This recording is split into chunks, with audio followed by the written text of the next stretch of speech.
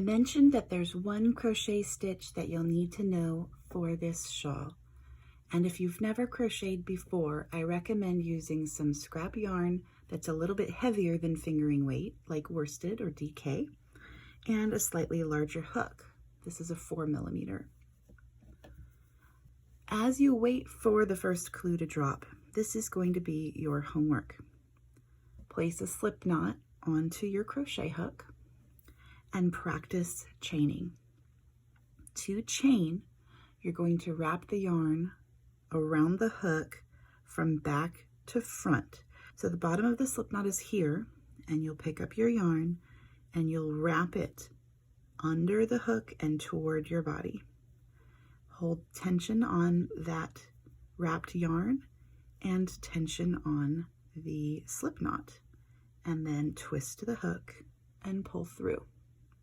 Notice that I'm covering the loop with my right index finger. As I wrap, I grasp the bottom of the chain as I twist the hook and pull through. So we wrap. This is the opposite wrap from a knitting stitch. In knitting, we go away from our body. In crochet, we go toward our body. So we wrap, you grasp, and pull. Wrap, grasp, pull.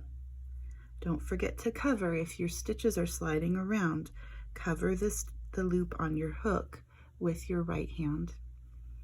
That keeps it from moving around too much. As you pull through, cover up. Pull through, cover it up. So you want chains that are even, not too tight, not too loose. So this is your homework.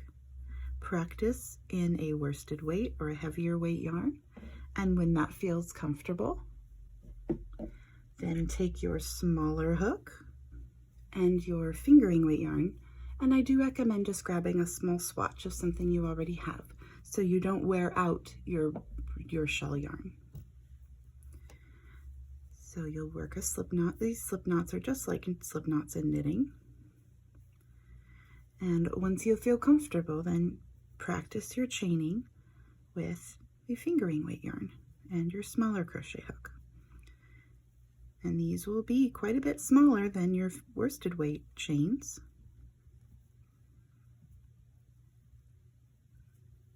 The purpose of the practice is to feel comfortable doing this and also getting your tension.